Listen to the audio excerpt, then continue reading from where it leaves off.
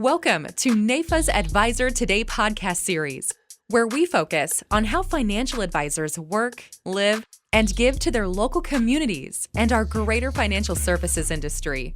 Now, let's get started with the show.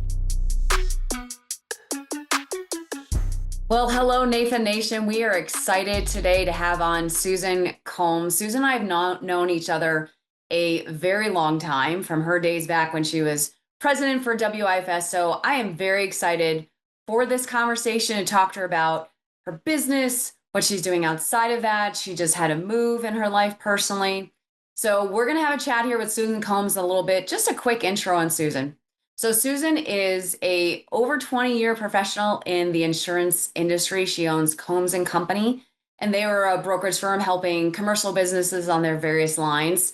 She is also, interestingly enough, an expert witness. We're going to talk a little bit about that. And then Susan has a nonprofit she started in the honor of her father, and it's called Pancakes for Roger. So this is a Wonder Woman that has a lot going on in her life, is giving a lot to our industry and giving a lot back to her community. So Susan, thanks so much for being on today. Thanks for having me. I really appreciate it. So Susan, why don't you give us a little background? How did you get into this industry? Either your father owns it or you fall into it, right? That's what we always say. I fell into it. I graduated from the University of Missouri in 2001, had a degree in hospitality. So hotel and restaurant management, focused on culinary. I thought I was going to, play in the corporate events of the rich and famous and enjoy doing that. I moved to New York to be a banquet manager at the Marriott at the World Trade Center. And a couple of weeks before my job started, I get a call from Marriott saying, "Hey, Miss Combs, we did a budget revamping. We're gonna have 2 banquet managers here instead of 3. So you get to pick from Detroit and New Orleans." And I remember saying, "Well, my mother got pictures of New York City on my going away cake. She didn't get pictures of Detroit or New Orleans." And they were like, "We don't care." And so I talked to my dad and I said, "Look, if you guys remember, Zach's not old enough, but like if you remember." I will, Susan. We're very close in age, so I will remember. So let's try me. So 2001 pre 9/11 was an excellent job market. I had 8 job offers when I graduated college, so I knew I could go wherever I wanted to. My ace in the hole was I had done some touring with Bob Dylan, and so I was just going to go back on tour if I couldn't find something. So I talked to my dad and I said, "Let me just try a month." And so I stayed actually at the Soldiers and Sailors and Airmen's Hotel in New York City for $40 and stayed in a twin bed and shared a bathroom and interviewed around because one of the things that I learned early on is like networking is so important. And a lot of times it's just, who you get connected with along the way that really kind of makes the difference. And so I interviewed around. I landed with Paychex, the payroll company, which again was like not a sexy thing. Payroll wasn't sexy. I was like, this is not what I had in mind. But I really like the company. I have a minor in math. And so I got to audit the companies, to learn about it. Sales training. To this day, when I meet young college kids getting ready to graduate, I always tell them, like, work for a large company that has a sales training program, because you cannot put a price tag on that. You will learn so much, and that could parlay into so many different things. So when I was working at Paychex, they developed a workers' compensation product. Nobody knew what to do with it. So I was like, well, why not me? So I learned about it and I started selling the workers' comp products, and I go in for those workers' comp meetings as the rep, and people would ask me about other insurances. And eventually the light bulb went on, because I was referring out all these different insurance opportunities for health insurance, for life insurance, for property and casualty insurance. And I said, you know what? I'm starting at 0 every single month, and they're not. And so after being with Paychex for a few years, I ended up pivoting and going into the insurance world and working for a large brokerage firm that is now part of Risk Strategies, now Brown and Brown. That just happened like a month ago. And but it really gave me the opportunity to be more of a consultative sales, because I'm not a slimy salesperson. I hate that. I hate salespeople for the most part. When you try to pitch me and you don't even get the opportunity to know me first, a real hard time with that. But so I landed in insurance, worked for a brokerage for about a year. And then I had a mentor that really said, you can do this. And I was presented with a contract that I knew I could sign, because there was no money in it. And for any of you young people listening, especially women, pull in your friends, ask them to review the contracts, ask an attorney to review the contracts, because I remember saying, there's no money in here. Like, what are you going to pay me? And I remember the CFO that later got fired said, well, Ms. Combs, you're just going to have to trust us. And at 26 years old, I said, well, trust doesn't pay my bills. And he basically said, well, if you're not going to sign this, then we're probably done here. But I'd already kind of had my ducks in a row. And previously I had negotiated my contract to own my book of business. So when I walked out, everything walked with me. So I was able to hang out my own shingle, start my firm in my studio apartment in New York City on 32nd Street. And it was the best thing I ever could have done for myself. But it was having mentors in my life that pushed me and said, that I could do these things. Because a lot of times, like, I didn't know what I didn't know, but I knew how to treat people. I knew how to service people. I knew how to, really kind of connect with people. And that's one of the benefits that I got from paycheck sales training. So yeah, so 2005, I started Combs and Company. So we've been around over 20 years now. So that's pretty cool. That's great. And you have 5 employees, correct? Yeah. And then we have nine salespeople all across the country that we pay on a 1099 basis too. So tell me about the company. Like, who are the clients that you work with? Who are you all working with day to day? Yeah, so we focus typically on small business. So we are predominantly, when you look at our revenue, we're an employee benefits company. So we do a lot of health insurance. We do a lot of individual health insurance, but mostly group benefits.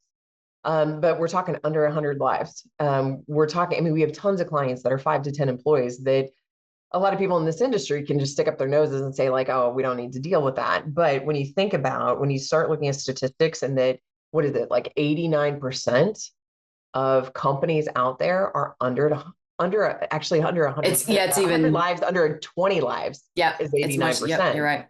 I mean, those are the people that really need help. Mm-hmm. And so it's been fun, because then we have that connection with the clients. We get to see them grow. We deal with a lot of international companies opening up their first US location. So we do the benefits, but then we also do the property and casualty. So that's anything from your, general liability, your errors and omission, your cyber liability, aviation, kidnap and ransom, like a lot of crazy stuff too that we get to do that's fun. And then in addition to that, as you mentioned, I do quite a bit of expert witnessing. So that's under the consulting umbrella as well. So talk to me about the expert witnessing. How did you get, you're laughing, how did you get into that? I mean, that is niche of the niche in what you do. Expert witnessing, Affordable Care Act. I mean, that's really interesting. So talk about that a little bit. So I have the PPACA certification, so the Patient Protection and Affordable Care Act certification from it's now NAIFA, National Association of Benefits Insurance Professionals. It used to be NAIHU, and so about, I guess it was over 10 years ago, there was a very large law firm, top 10 law firm, that reached out to that organization saying, you know what, with the Affordable Care Act, now that it's unified health insurance for the most part, we want to look at how we can use this in a litigation. So do you have somebody that you would recommend? And so a woman that actually wrote most of the curriculum for the certification, who had also been a mentor of mine, she suggested me. And so I've been doing the expert witness stuff over, I guess, actually next month, it'll be 11 years that I've been doing it. So it's been fun. I mean, I'm a strategist at heart, but I typically work on higher end medical malpractice cases, higher end construction litigation, trip and fall. I mean, and when I say higher end, I mean, nobody's coming to me if it's a lawsuit of $100,000. I mean, I'm dealing with lawsuits. I mean, I've had a couple of $1 billion cases that I've been dealing with, but usually, I mean, there are cases where the plaintiff is suing for $10 to $50 million is usually the type of cases that I get brought in on. So, but I enjoy it. My father was a general in the Air Force, but he was also a judge, civilian judge. I mean, talk about a strict household. But so it was kind of cool, because when my father was still living, I was able to talk to him about some of these cases, and he always thought it was interesting. And my dad always told me, it's important for you to be understood, but it's more important for you not to be misunderstood. And I think not only with expert witnessing, but just with our industry in general, a lot of us can talk in jargon. And sometimes you have to just step back and simplify things, not talk in acronyms, make sure that people understand the products that you're going to sell them, and make sure they understand how to utilize the insurance as well, is just so important. Yeah, that's really interesting. So talk to me about your dad. Tell me about Roger. You have a nonprofit you started in his honor, but talk a little bit about your dad. I love that story. Yeah. So my dad was a giant that wasn't a giant. He was, I think, 5'10" on a good day. But my father served three branches of our armed forces for 39 years and 4 months. He was a Marine Corps combat helicopter pilot in Vietnam. Then he was Army, and then ultimately he was Air Force. So you can Google him, Roger Combs. We have the same last name. He's got like 4-page Wikipedia page. It's pretty cool. But he was one of those guys that was good when nobody was watching. In 2008, he was diagnosed with Agent Orange related throat cancer. And we had 10 relatively good years, which we didn't realize how good they were until they weren't. And then the last year of his life, he relapsed twice. And so he ultimately passed away in 2018. And I was fortunate enough that one of the things that I'm very loyal about this industry with is sometimes we make decisions in our lives and we don't realize the impact that they can make so much later on in our life. So when I started my brokerage firm way before COVID, we were mobile before it was cool. I mean, I've always felt as long as you had your laptop and your computer, you can work, or your computer and your phone, you can work anywhere in the world. Absolutely. And so that was something that was important for me. And so when my father was going to be going on to hospice, I was able to return home to Missouri. I mean, I grew up in a town of 1,000 people in the Northwest corner, and I was able to return home and help care for him while still working and having the benefits of checking in on things and staying on top of my clients, but still being present for my family. And Kathleen, did you want me to tell the Pancakes for Roger story? Is that Yeah, go ahead. Yeah. Please do. Yeah. Yeah. So, Pancakes for Roger is the nonprofit, and the namesake comes from a request my father made. So my dad and I had a cadence. I mean, as you know, Kathleen's a veteran, so I know she understands the regiment of Schedules are military. good. They keep me sane. Yes. So my dad and I were definitely two peas in a pod, and so I would get up every morning about 5 o'clock. I'd check on him if he was good. I'd go to the gym. And I come back, I check on him again. If he was good, I go get cleaned up for the day, and then I'd get him ready. And then I would literally sit in my childhood home at the coffee table with my laptop, and I work all day so that if he needed something, I was there. And so one particular morning, after I'd gone to the gym and came back, we were fortunate enough because my dad was an early adopter of long-term care. The military came out with a program. I don't even remember what year, but he got it immediately because he knew what the value was. And so we were fortunate enough to have hospice at home. And so my father had his hospital bed in what he called my I love me room, that my mother always said, I don't even know why we picked out a color of paint because it was just Metals. Was it like an homage to Susan? Absolutely. Absolutely. Absolutely. So so it was really cool to be able to have that, but it's just like he could reflect on things as well. So I came to his hospital bed and he wasn't there. And my parents' house, the rooms just went in a circle. So I just went room to room until I ultimately landed in the kitchen. And my dad was sitting there with a placemat and he had set the table. And I looked at him and I said, well, Dad, what are you doing? And because the last year of my father's life, he had a feeding tube. And so that's the only way he got nutrition. And he was also on auction towards the end. And so if any of your listeners or watchers have been a caregiver and they've had somebody on auction, when the auction levels get low, there can be some confusion. And so I asked him what he was doing, and he said, well, I want pancakes for breakfast. And it broke my heart because a year he had never asked for one food item. He was a military guy. He knew what his plight was. He knew it wasn't in the cards and he wasn't going to, buck the system. And I knew we were dealing with some oxygen deprivation, confusion that morning. And so I looked at him and I said, Dad, there's nothing more that I want to give you than pancakes for breakfast. But I was like, we're on hospice here. We have a DNR. I said, if I give you pancakes and you choke, I said, we're probably done. And I don't think we're quite ready to be done. And he said, oh, yes, I can. Matt said I could. And Matt's my brother and he's a nurse and he wasn't there that morning. So I knew we were definitely dealing with some confusion. And so I said, well, let me see what I can do. And so my dad always wanted his tube feeding formula heated up for 14 seconds, like never 13, never 15. The general would call you out. And very specific. Very specific, as they are, as you know. And so heated up the tube feeding formula and I set it on the table and he said, what's that? And I said, there's your syrup. And so his oxygen levels started rallying around. He understood and he smiled. And, a few short weeks later, my father would ultimately pass away with my brother and I at his bedside. And I came back to New York and I took one day off work. And those people that have been caregivers know that when that person passes, you kind of lose your purpose. And it takes you a second to get your footing again. And so I took one day off work to just shut out the noise. If I wanted to text back to somebody, if I wanted to take a phone call, I could, but I just wanted to give myself space for one day. And my husband said, why don't we go have some pancakes for your dad? And it was just such a brilliant idea. And it made all the sense in the world. And I said, you know what, let's go do that. And so we went to the Bel Air Diner in Queens, New York, down the street from where we live. And my husband took a picture of me. I told this story on social media and I said, all of our lives can change in a blink of an eye. And there's things like enjoying a stack of pancakes that just aren't going to be in the cards for you. So if you're also inclined, why don't you go have some pancakes or Roger and remember all the blessings you have in your life?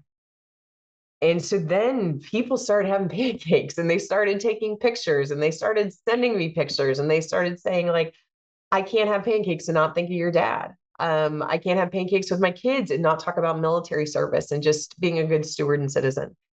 And, with my dad, it was like, where's the lesson? There's always a lesson. And I'm always like, how can we do more? How can we do more? And so my father's birthday was February 22nd. So then, my father passed away. We just passed the anniversary, it was August 22nd. And so I said, why don't we take the month of February?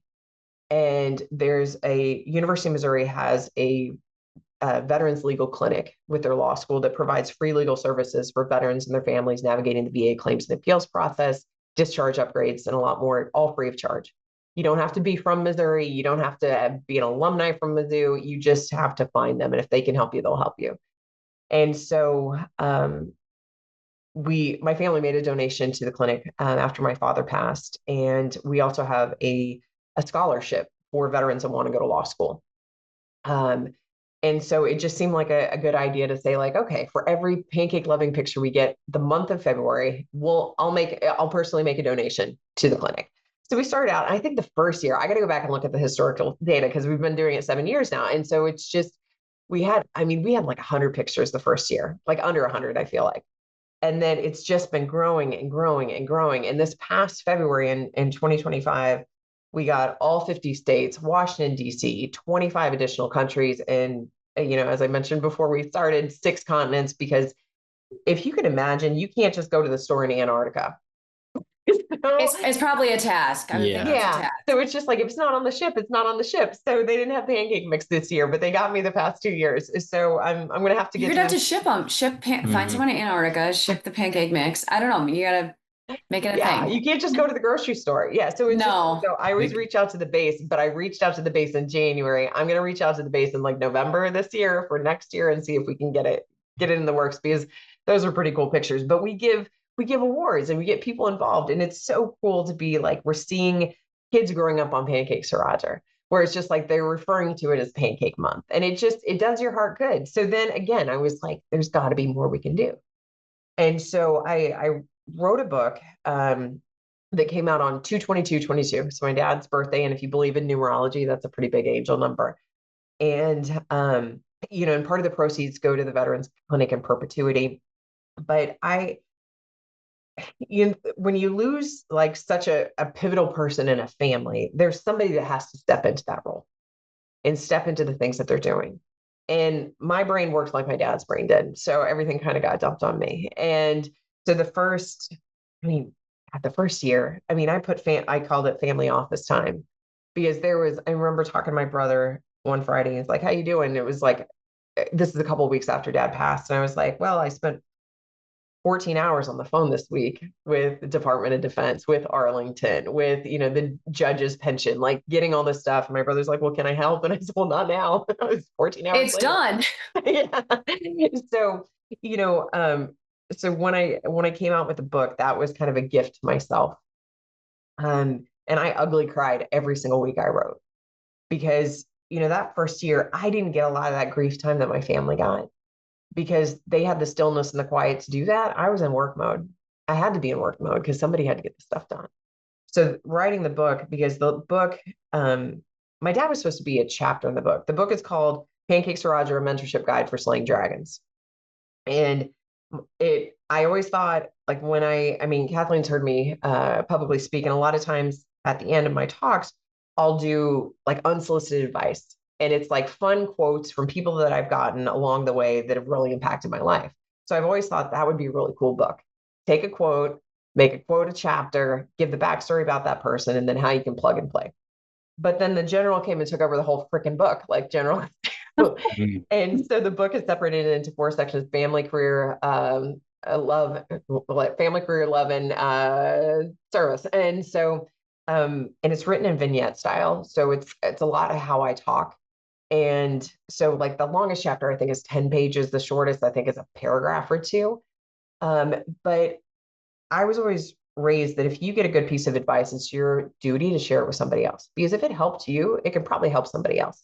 So I always tell people, like, hey, use what you want throughout the rest. And so the book came about. And then again, I was like, there's got to be more than we can do. And we love the Veterans Clinic at Mizzou. They do such incredible work. We've been supporting them for the past 7 years. But again, I was like, there's got to be more than we can do. So in December 2023, that's when we launched Pancakes for Roger as an official nonprofit.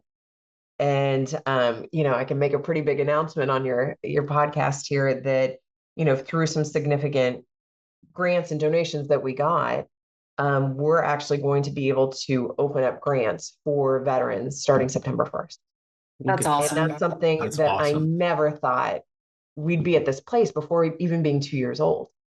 And again, we're building an endowment. We're using financial models to grow the money that, is more in your guys' wheelhouse. But, I was like, we can really do some good here, because like the mission of Pancakes for Roger is creating pathways to improve the lives of veterans in their communities, because that's what my dad did. And so this first round of grants, I mean, we're opening up for 30 days, September 1st to September 30th. We'll award the funds the month of October, but we're focusing on housing improvements, because as Kathleen, I'm sure, will echo, the VA doesn't move so quickly sometimes, and we can't. Be a little slow. And so, yeah, I mean, if you go on the veterans website, it puts on there that on average a VA claim takes 7 years. 14% of our veterans die during that process. And so I was like, there's things that we can do, because a lot of times it's just somebody needs a little bit of help. And so say there's a heat wave and a veteran's a veteran's air conditioner goes out. We can buy an air conditioner. There's a veteran that's coming back from rehab from hip replacement, and he needs a ramp. VA is not going to move 30 days. Like, they're not going to do that, but we can. So it's just like, or even say, we've come off a heat wave the month of August, and you get this utility bill that's so high, and you're just like, I'm either going to feed my dog or I'm going to pay my utility bill. What am I going to do? So it's just like, those are the type of things that we can do. I mean, nothing against large nonprofits. I mean, everybody's, people are doing good all over the place. But my experience has been that if you give massive, large nonprofits, say $2,000, they're going to be like, we found that in our couch cushions. You give $2,000 to a smaller organization, you can see the true impact the next day, basically. Yeah, it's more community. They can move. Go ahead, Zach. I was just going to say it's more community minded. It's you're looking at a smaller lens when you're operating on an operation like that versus the bigger group that, has so much to look over that it can just go unnoticed. Yeah. So we're thrilled. We're thrilled that we're going to, get applications, give out money within 30 days. I mean, that's crazy. And so we're just so excited, because then you guys are going to start hearing about the impact stories. And so even on our applications, we have like a media release on there. It's not to make us look good. It's so that people can see the impact we're making, which then in turn will make people donate more or sponsor more, which then in turn will help more veterans. So we're really excited. And we just came off we did our dragon slaying weightlifting competition here in New Hampshire, actually yesterday. And we had 17 teams compete, and we raised $3,000 in one day. I think about the impact that way. It's just like, that's the opportunity that we can help anywhere from like 3 to 10 vets with that, so it's so rewarding. And I think about, like, in this industry, we can all make an excellent living. We can do very, very well in our lives.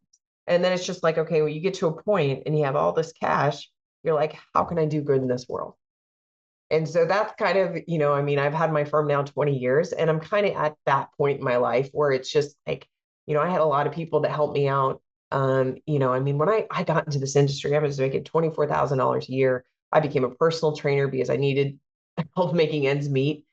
And it's just like, and I did without for a very long time. And so I'm proud of where I've gotten to, because in this industry, I also think that women make what men make. A lot of industries, it's not like that. Commissions are commissions. Like, you can negotiate, you can advocate for yourself, and you can understand like how to do things. And so it's just like, when you get to that point, then it's just like, you got to be looking behind you and say, who is the next person that I can be bringing up with me?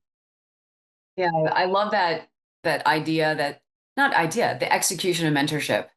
And to your point, I'm going to hit on your point, Susan, though, with women can make as much as men. So when I was in the Army, one of the reasons I got out, there was a few. I mean, it was 2003, 2004, 2005. Mike and I had both gone to Iraq. And I thought, oh my gosh, this is going to be our life. We're both going to be deploying, and kind of high-fiving as the planes cross. So we didn't want that. But the other thing I thought too, to be quite honest, I'm a very hard worker. And I would see others around me, and who were, we were all raising, at that point we were captains. So everyone's going to get promoted, really, for the most part. But I would also see ratings of people. I was a personnel officer, and I would see some folks' ratings. I'm like, okay. I mean, they're fine. I just got frustrated. And as much as I was putting in, I didn't always see that similar effort in others. Not many. It wasn't many. But I thought, I want to find something where, as much as I put in, I'm going to get out 10x. Or if I put in 10x, I'll get 100. I mean, I love the idea, which I think scares a lot of people, of this being a commission-based and essentially effort-based industry. And in that, it's a level playing field.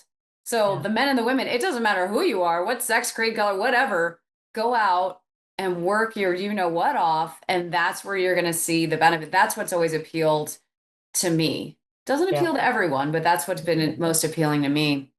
But I love that you're talking about now, looking back to see where you've come 20 years and saying, okay, who can I help next? Because as we know, the average age in our industry is not young, and it's not us. It's not 46, 47-year-old women. It's, mid to late 50s men. And I think that that's also a shift in, there's so much opportunity for people out there, for young people. And I think I don't know if you struggle with this, but working with or trying to find younger producers, that's been a challenge, because they want to be me. I'm like, okay, you can be me. And B, they want to bring their mom with them on their interview. Yeah. Oh no, I haven't had that. Thank God. Oh, I've had that. Maybe his mom should have ironed his shirt a little bit more. Because I pay attention to these things, presentation. I think presentation's important. Your dad would appreciate that. Like, you didn't go to a meeting in a creased uniform. Like, good Lord. Yeah. So it's interesting to start talking to the younger generation. How do you talk to the younger generation? I feel like an old person now, to entice them and help them understand this industry is amazing. It has so much opportunity, but again, it's just a different mentality. That's like the $1 million question, right? I mean, I know, you're speechless, right? I know. Well, because I'll tell you, like, I don't know. Okay. I think that there's going to be a significant opportunity for Gen Zers that really want to bust their asses, because a lot of them don't.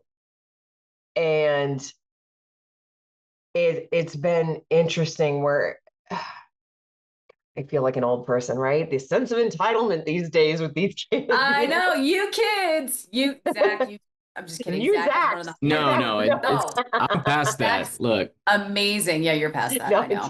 Well, if you don't mind, can I reframe it in a different way? Because my wheels have been turning here. So, Roger seems to me like, I know I didn't know him, but he seems to me like someone who influenced a lot of people. Yeah. And you learned from him in certain ways. And I feel like you had these mentors that you got from the connections and the relationships you made. And you weren't afraid to seek out those relationships and find those mentorships. And in turn, I feel like you're not afraid to seek out mentees and mentor people that are coming up. So what advice would you give younger people who are looking to make that first step into making meaningful connections? Because I think at the end of the day, networking, as you said, is really important.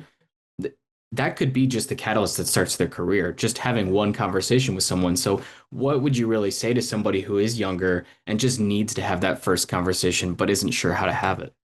Yeah, I always tell, like when because I mentor with the University of Missouri and I've mentored with WIFS, with NAIFA, with, different organizations out there as well. And, I always tell people to do informational interviews. Find people on LinkedIn. If somebody has like a career path that interests you and you want to like find out about that, ask them if they would be open to doing an informational interview. Because the thing is, it's just like, man, I mean, all of us know this. Like you get on LinkedIn. So I have a friend, Stacy Fry, that she taught me this, and I'm like, man, that's it. She's like, I will accept every single LinkedIn request, but if your first interaction with me is a sales pitch, I delete you. And I do that too. I mean, because it's I'm going to start doing that, Susan. Yep. How many times do you get okay, this line, it drives me crazy. I see we have so many connections in the financial services industry. We should connect. I'm like, why? Why? Why should we connect? Like literally, I think I know what's coming. I think I'm clairvoyant and I know why we should connect because you want to somehow sell me something and I don't want it because I don't even know what it is. They would do a bit more good if they just didn't point it out. Because you'd be like, oh, we have a lot of connections. Sure, I guess I could accept that. And Yeah, then exactly. as long as they're not pointing it out in your message, it's like, Yeah. oh, it's obvious now. But I love that idea. That is so true. I mean, I've heard people say this, it's maybe a little bit vulgar, but like trying to kiss someone on the first date. I mean, it's like, no. Let's find some commonality. Let's make a connection. You have to build a social capital. They haven't Thank built you. Absolutely. So it's just Yes. like I always explain it to younger people. I'm like, okay, if you have $1,000 in your bank account, would you go try to take $2,000 out from an ATM? They're like, no. And I'm like, same thing. I was like, you haven't invested in this relationship. You haven't taken time to get to know the person. And I'll tell you, it pisses me off when they're like pitching me on something that I do. I'm like, guess you didn't you didn't do your research, did you? Didn't you? Your bot's a little broken. Yeah. So, but that's the thing. So I love that because the thing is, I'm pretty visible in our industry. I speak, I've emceed conferences and things like that. I was the first female broker of the year. So a lot of people kind of know who I am. So it's just like, so my whole thing was always like, at first with LinkedIn, I was like, I'd never accept somebody unless I had had an interaction with them. So I think a lot of us did that, right, in the beginning. But then I found that like, hey, I write articles for different publications. People find me from Pancakes Garage or, when we're doing the picture campaign in February and different things like that. So I was like, so I've opened myself up to that. But yeah, but the sales thing, if you pitch me, you're done. I disconnect. It's like, I'll tell you, man, I'm sure you guys have gotten it too. I'm like, whoever did sales training and told people to just send people a meeting request without even asking for the meeting. Oh, that Bold. I get a lot of those. I'm like, why is that on decline, delete, whatever that is? I'm like, but my husband says it's not your job to be the moral voice of reason, but on those I do. So I take exception. Yes. Well, it pisses me off because it's saying like, hey, you don't value my time and you think that your schedule is more important than my schedule. And it's like, I'm booked like a month out. So I'm just like, and you do that to me, I will never meet with you. So I had a guy that did that to me and I freaking lit him up. I lit him up and man, he sent me presents in the mail. It was just like, he felt so bad, but I guarantee you he never did that again to somebody else. I think so. I think in today's day and age with the way, with social media, LinkedIn, it is so easy to be assumptive, kind of obnoxious. And people, I don't know if I think some realize it, others do not. I go back to just the old adage, treat others as I would want to be treated. Yeah. I think about what I'm saying or how I'm doing, how that's landing with the other person. And would I like that? In most cases, well, I don't do any of that because of that, for that reason. The answer is no. No one wants their day interrupted or a random schedule in their calendar. So I think it's, again, just treat others as you want to be treated. And I think that's one of the best adages we can live by. Well, and I think too, like for younger people too, and I always tell them like, you have to be willing to do without in this industry the first 3 years. I tell people if they bust their ass, they network like crazy, they say yes to every meeting, they say yes to every networking opportunity. and they're willing to work on the nights and the weekends and not go on vacation the first 3 years, then you won't recognize your life at the end of the 3 years, because you will have laid a tremendous groundwork for success. And not everybody is willing to do that. And so, I mean, my business partner, I mean, she's 10 years younger than me, and she's very much cut from the same cloth. I mean, so she's technically like, I'm like I don't know, Kathleen, we're like, it depends on the scale, right? We're we're weird. Gen X, whatever. Yeah, we're cuspers, we're zennials, right? But it's just like, I have a friend that's a generational expert. And it's like, if you grew up in a farming household, military household, or, blue collar, like your dad was a plumber or electrician or things like that, and you know what it's like to have a hard work ethic and sacrifice, then you typically don't abide by those stereotypes.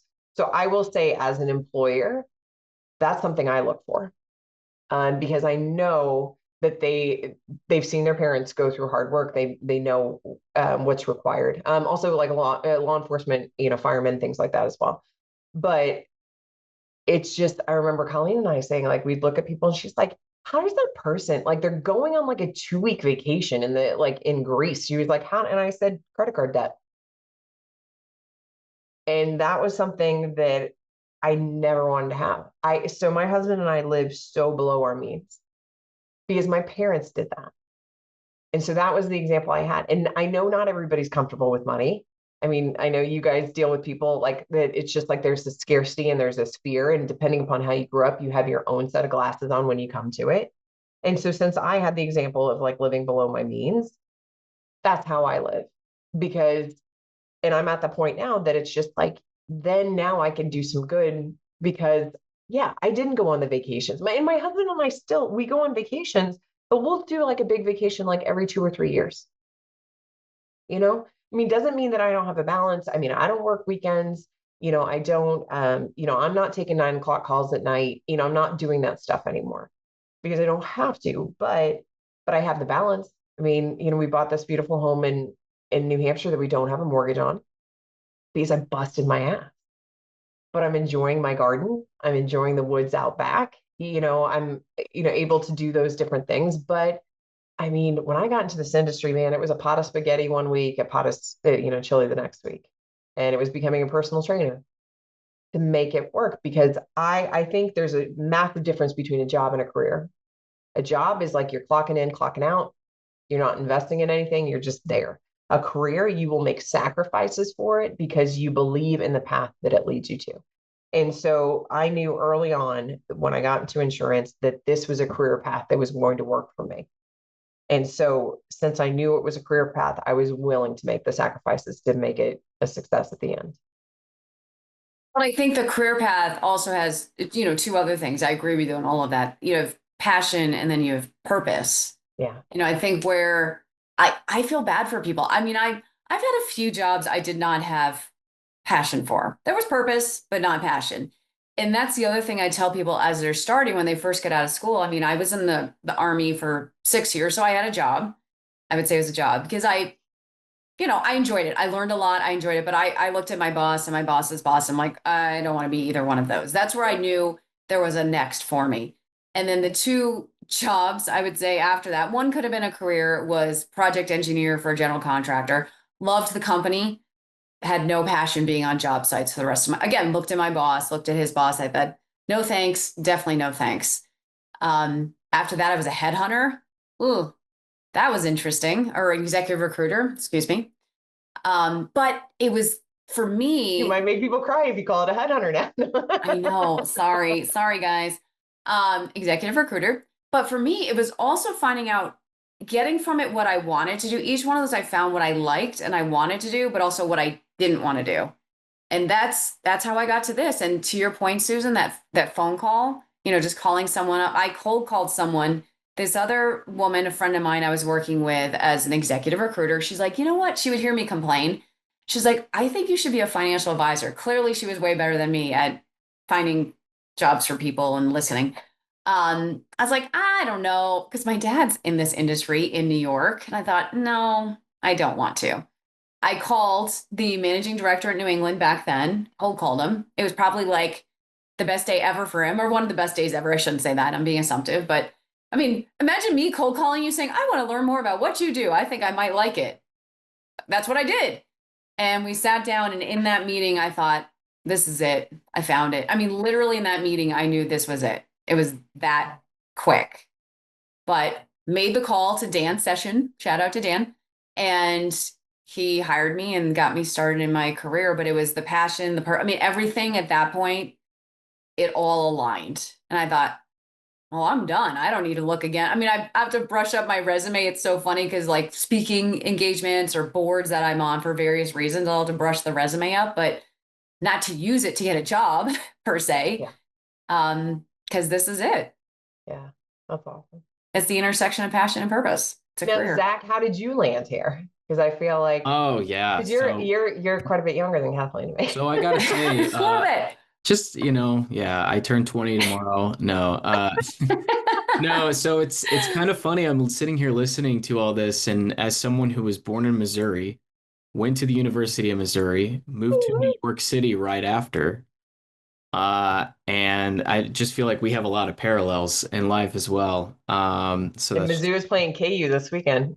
yeah. No, so I heard about this job opportunity when I was living in New York as an actor, and I decided to take up that opportunity and move my wife, then fiance, down to DC, and we lived there for 3 years, and then we moved back home. And actually, to continue the parallels, moved back home to take care of my sick father as a caregiver. But we also had hospice and home, so it was one of those things, and yeah. So you learn a lot when you're caregiving for a parent, but the hospice and home thing, I gotta say, like, I'm really passionate about long-term care now and educating people my age about, making sure their parents have it, because man, I know that it's like, when you're dealing with a parent with cancer and they have this kind of thing, it's like, you want to make sure that they're comfortable, and you hear about all these things growing up of hospice and making sure people are comfortable, but you don't really understand. You don't get it unless you're in it. And it really is just so much more peaceful for you to be with them at home, and for them to be more comfortable there as well. So it's just, I mean, I know you get that, of course, and it's yeah. So yeah, you should look into hospice volunteering. I did that in New York City. I became a hospice volunteer just like after a year after my dad passed, as just kind of like a tribute to him, because right. Our family had such a good experience with hospice. Because I think people that haven't dealt with it, it's a negative connotation. They think, oh, if we call hospice, that person's dead in a week. Like it's just because it's a lack of education, right? It has a stigma, I think. Yeah, totally. It does. And it's just like, and I'm like, it's about supporting the family for 13 months. Yeah. And it's just like, and it's about, and it's not just supporting the patient, it's supporting the family. And a lot of people just don't get that. And it's, it's such a beautiful thing. I mean, I'm still in touch with the people that we worked with at hospice for my dad. And they all came to his funeral. That's and awesome. that just deeply touched me, because they didn't have to. Is. But my dad was a special guy. I mean, he was a really good guy. And but that's, man, I always think about, I know they don't really teach home economics anymore in school, but that's the stuff they should be teaching people. They should be teaching people financial literacy, and they should be teaching people when the child becomes a parent, because it will happen to every single one of us. And, how to have those hard conversations. I mean, because some of the conversations I had with my dad, I mean, I sat down with my dad and we spreadsheeted everything. I mean, we sat down when after he relapsed the first time, he was going back to have a big surgery, and we didn't know if he was going to be able to speak after that. And so I asked, like, and I know that, like, you guys, financial planners, you have like these great programs now that do all that, but we didn't have that. And so it was just like, what are the passwords? Who's the plumber? Who do I sell the guns to? Who do I talk for the military pension? Like, who do I sell the Winnebago to? Like, what do you want in your tombstone? Do you want to be buried at Arlington? And my dad said, because I said, Dad, you earned Arlington. And he was like, yeah, and the closest military one's in Kansas. And I'll be damned if I'm buried in Kansas being a Missouri kid. That's right. So that's one of the things that, man, I just wish that there would be more education on stuff like that for kids, because it is rough. And you just don't know. You don't know where to start. And and I'm sure you can attest to this, Zach, is like that there are people that will come out of the woodwork during that time that will help you so much more than your closest people would. Because I mean, I was like the first one outside of one girlfriend from high school. All of my friends have all their parents. Yeah. I mean, even my friends that were in their Really? 60s, they still had their parents. And so it's just, there was nobody, they would, they would do the best they can and they would check on you. And that was great. But it wasn't like, hey, Susan, get the passwords, or hey, Susan, like you need to, like, there's a guy that was a general with my father that before my dad passed, he said, Susan, he was like, you make sure that Agent Orange related throat cancer is on your dad's death certificate. I would have never done that if somebody hadn't told me to do that. He was like, he said, because it's not about your dad. He said, it's about the other guys coming down the pike. And so then there's a document with it and there's stats on it. Yeah. And it's just like, and then he's like, Susan, he was just like, and then he tells me, he was like, your mom will get a bump up, in the pension payment. He was like, there's also a long-term care program that the military has for the spouse. I mean, it's not a lot. It's like $300 a month, something like that, but it's something.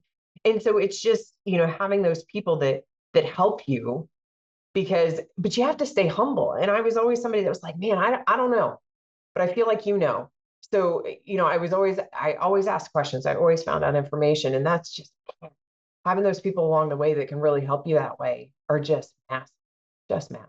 You're right about that home economics thing as well. I think to the point of we always hear these things in the social constructs of family of teenagers at war with their parents when they're growing up, and what a gift it would be for that teenager to start thinking about their parents' mortality like that in high school and be like, wow, that is tough. Maybe it might accelerate that coming back to the parents of friendship and closeness that they need, in that sort of in that way. Well, and I mean, and I'll tell you, everybody's different. I mean, oh, God love my mom, but she's going to be hard. I mean, my dad, I mean, the thing is, my dad was a great patient and my dad was logical. And so I remember like I had just come back to New York for a meeting. And then my mom's like, I got to take the dog to the groomer. I need to go to this doctor's appointment, stuff like that. So I had to run back home. And so I ran back home and my dad was like, I can be by myself. And I said, you know what, Dad? You're probably right. But what happens if you fall and you hit your head and you die? And she walks into the kitchen coming back from running her errands and you're gone. I said, she would never forgive herself. So this is no longer about you. This is about her. He's like, okay. So it's just like, I spoke to my dad how I'd want somebody to speak to me. My mother, though, so logic always worked to my dad.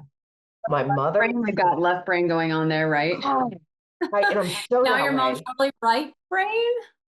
She's emotional. I was like, she needs to feel good about all the decisions. And I'm like, shit, I can't do that. Like, I can't. Susan, you and I are like right there. I would, if someone appealed to the logical part, I'd be like, oh, that makes sense. I mean, I'm also stubborn, but if someone said logically appealing to me, like, you know what, that makes sense. The feeling, I always say how I think, or that I don't always say how I feel. That's the difference. Yeah. It's hard. It's hard. And so, my brother Matt and my mom can be similar in personality on that. So it's like, there's some times where I'm like, I screenshot, send to my brother. I'm like, tapping you in, I am out. So, but and that's the thing that they don't teach us. Like, our parents are people, right? Our parents had their own wants, dreams, career paths, and things and desires, just like we do, but they're still your parents. And there is that switch when you become the person that's making those decisions. And it is freaking gut wrenching. And it's a dance because you don't want to overstep, but then sometimes you do have to make those decisions that you don't want to make. There's questions you have to ask. You're not sure if you're ready for the answer they're going to provide. And I mean, because my mom's in the point now where next year she wants to move. She wants to move into independent living. And I know it's going to be a lot on me. And she wanted to do it this year. And I just moved to New Hampshire in November. And I was like, I need 1 year for myself, Mom. I said, I don't have it to give. I said, if you want to do it, because at first when she broached it to my brother-in-law, she was like, oh, in 2 years. And I'm like, okay, 2 years, I can get behind that. And then she's like, no, I want to do 6 months. And I was like, and I had to say, I was like, hey, I will not stand in your way. It's like the let them theory, right? And it was like, I will not stand in your way. If you can figure out how to do this, you go right ahead. But I'm not packing a box. I'm not changing a bank account. I was like, I'm not doing anything because I don't have the capacity. And I need 1 year after living in New York City for almost 25 years. I need 1 year for myself to get my feet under me in a new area, new community. And I don't think that's a lot to ask. And so she was pissed off at me for quite a while. But then she eventually, because she knows I'm the one that's going to do it all. And so when she started, I said, your job this next year is to downsize. Take one room a month and downsize it. Because I was like, I'm going to tell you right now, if I walk into that house and there's 4 boxes of picture frames, we're going to have a problem. So it's just like doing those things. So she has been like downsizing. And I will say my grandfather, my mom's mother, was a paratrooper in World War II. And he would throw everything away. And then he would like get rid of stuff. He'd get rid of stuff. And then he'd be like, oh, I need that. So then he has to go buy a new one. And I was like, don't be Gerald. Don't be Gerald. Gerald. Think it through. I was like, think it through. And I was like, if there's anything that you want to screenshot, take a picture of, send to us. So you make sure that you don't give something away that you're probably, she was like, I don't need a crock pot. I said, Mom, you're probably going to want a crock pot. Oh, 1 crock pot's okay. 2, little too much. Oh yeah. Yeah. So it's just, but those are the things that it's like, yeah, I just feel like home economics could totally get a new rebrand, teaching life skills. And because I'll tell you, I have a lot of cousins that are going to college and they get to college and their college roommate has never done laundry. That's crazy. My daughter, Emma can don't know how to fry an egg. Laundry, she can cook. She is 19. Maybe she doesn't want to do it. Those things. Didn't, and you know what? That's one of those things. But I was look at you. It's one of those things where I had to just be like, look, I'm going to learn this, and I buckled down and learned it because I was like, I am not going to be the kind of guy who relies and has to go home for that kind of thing. So like I took the time to make sure I knew how to do it. You did not grow up military, did you, Zach? No, I did not. No. And you know what I gotta say is like I have a 3.5-year-old. I'm making sure that he is gonna know all this stuff because like I feel like I was not taught properly how to do all that stuff. So he's gonna start cooking as soon as he can learn. Yeah. So I mean, I was doing laundry. I mean, I also had a brother that had cancer, so it's just like so I was doing laundry. I mean, my mom had us fold, like I remember folding washcloths and my dad's handkerchiefs when I was 4 years old. Like that was my job, in the tea towel.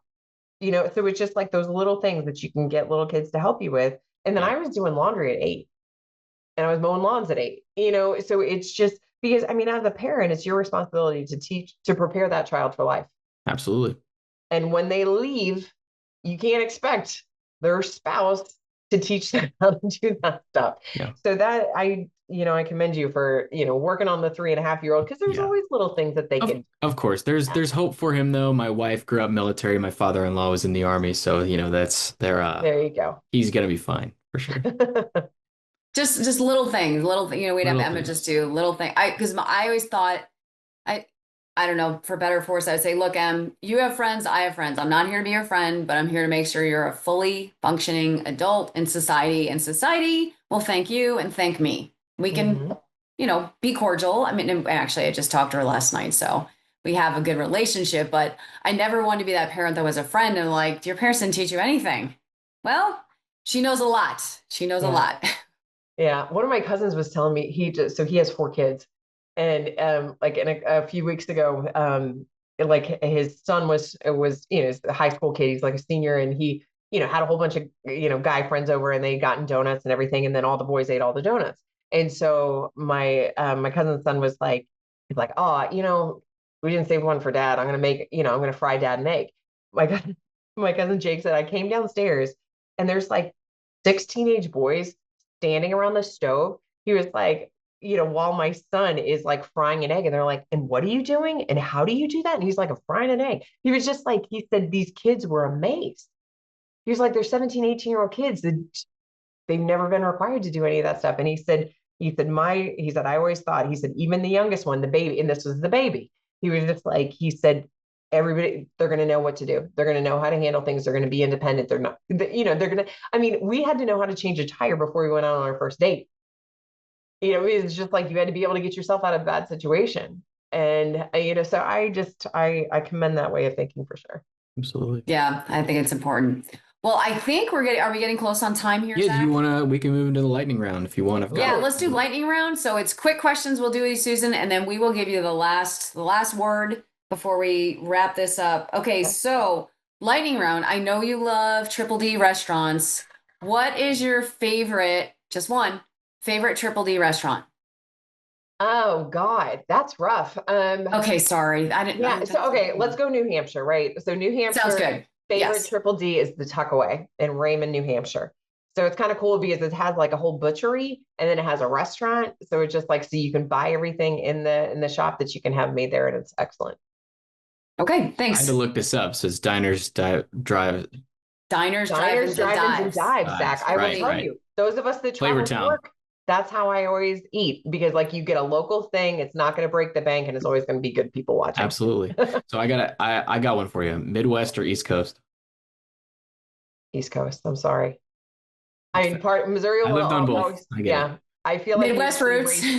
New York City raised me. I moved there at 22. I mean, and that's funny, Susan. I'm the opposite. I'm like, New York raised me.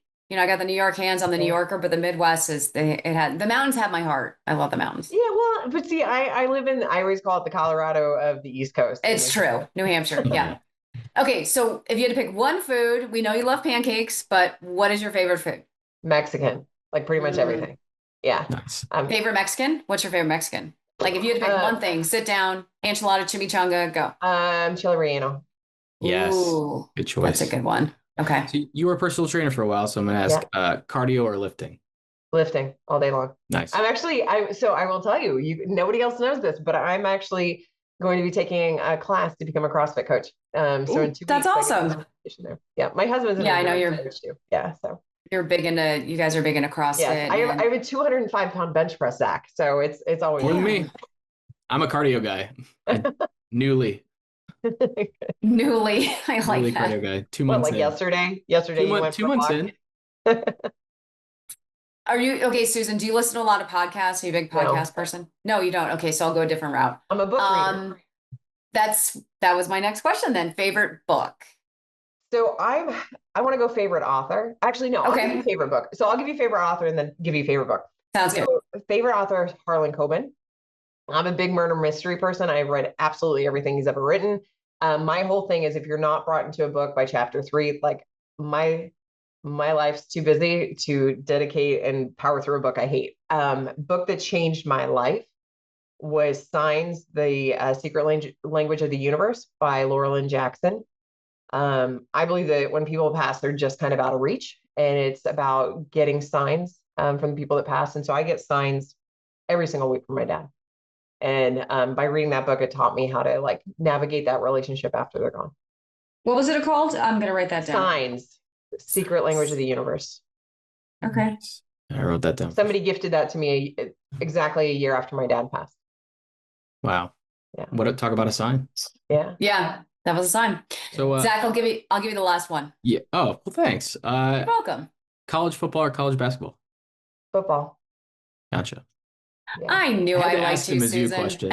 Yeah. Well, and it was okay. I will tell you this because I'm a big Chiefs fan, right? And so like when the whole Taylor Swift thing happened and like in the Chiefs, are hot and everything like that. And walking down the street in New York City, like I'm like, oh, that's I'm like, nice jersey. And then I see it's Kelsey's and I'm like, if you're a real fan, and Sean's like, shut up. He's like, just let it be. Yeah, but I don't want these bandwagon people. I know, but it is good. It is good for here's what I love. I love seeing now. There are things in my lifetime I never thought I'd see. Girls flag football. I said to Mike, if that was around when I was a kid, I would have been all over that, all over it. I love it. Yeah, I mean, I played charitable football and hockey and softball up until about 5 years ago. So we had a University of Missouri alumni team in New York City, and I helped put together, it was back when we were still Big 12. And so we had a Big 12. So we had Texas, we had K-State, like everybody had a team and it was so much fun. But Mizzou, of course, was the best football. Nice. Yes. Go Tigers. Yeah. Well, Susan, before I do the wrap up here, I want to give you the last word. Let's talk to our NAIFA members. Well, first of all, I want to thank you. This has been super fun. I think I could have gone for another hour, and I feel like I ate up too much time, Zach. I'm so sorry. I was Not a at all. question hog today. But I want to give you the last word talk to our members. I mean, I would say, hey, we're getting ready for our Pancakes for Roger Pancake campaign, February 2026. So if you're working with people and, our nonprofit tugs on heartstrings, we're always happy to take donations towards the end of the year. But also too, I just think that probably the best thing I would pass along in terms of advice is find a peer-to-peer mentor. I think that, a lot of times people think of mentorship as somebody that has like greater experience or they've been in the industry longer. But those peer-to-peer mentors, I think, are the best ones that you can have because you have some sort of shared experience or knowledge. You might be in the same work field, or you might be the same generation, or you might have same aspirations and things like that. But then you have that deep friendship. But it's the deep friendship that'll call you out on the business stuff as well. And it's, two NAIFA members, Kristen Alfheim and Julie McNeely that we were talking about previously. They are two of my biggest peer-to-peer mentors and two of my best friends. And you just can't even put a price tag on it. Absolutely. Well, Julie thanks. McNeely, friend of the podcast. Thanks. Thanks so much. She's great. Julie's fabulous. We had her on earlier this year. Actually, I interviewed her with Chris. You did. Yeah. It was great. Again, another conversation I could have talked many, many more hours about. Well, Susan, thank you so much. Please check out her book, Pancakes for Roger. She's doing a lot of great things in our industry for veterans. And for our NAIFA members, we've got October coming up. We've got great conference going on. Chris and I have a plank challenge. I think Karina's still in it. So come check that out on October 14th. We'll see who can plank the longest or plank for 2 minutes. I'm not sure what we're doing, but it's going to be a great time. So thanks again, Susan. Yeah, thanks, Susan, for joining us today. And Kathleen, thanks for being the host with the most. And thank you for joining us for the Advisor Today podcast, where we give the voice back to those in the financial insurance industry. Thanks so much, everyone. And we'll see you in our next episode. Thanks for joining us for NAIFA's Advisor Today podcast series. Make sure to subscribe to get future episodes. And if you're interested in coming on the show, let us know.